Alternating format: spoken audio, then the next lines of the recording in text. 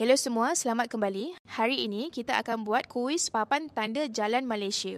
Anda perlu bayang tanda papan ya. Kali ini aku nak test korang dengan 10 soalan papan tanda yang ramai salah faham. Adakah kamu sudah bersedia? Kalau sudah, jom start. Apa maksud papan tanda segitiga merah dengan kereta bergambar? Beri laluan papan tanda bulat biru dengan anak panah putih ke atas maksudnya.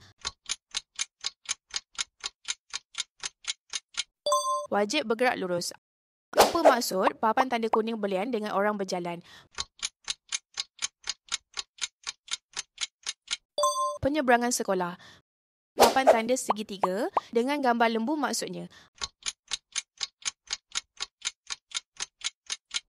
Lembu melintas.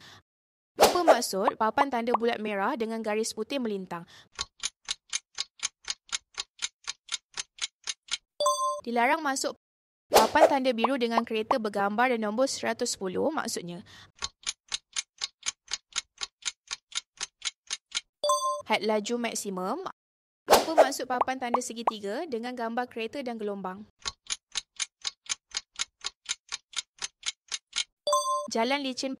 Papan tanda oranye dengan gambar jentera maksudnya. Amaran, berhenti dan beri laluan di depan. Apa maksud papan tanda bulat merah dengan motosikal bergambar?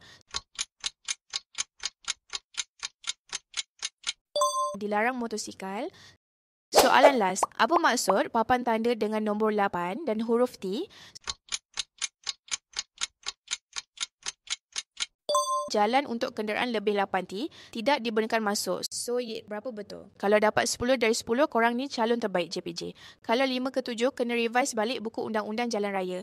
Kalau bawah 5, baik naik bas saja. Like jika korang terkejut dengan jawapan, komen. Tanda jalan mana yang paling korang tak tahu, subscribe untuk lebih banyak kuis menarik. Thank you, jumpa lagi.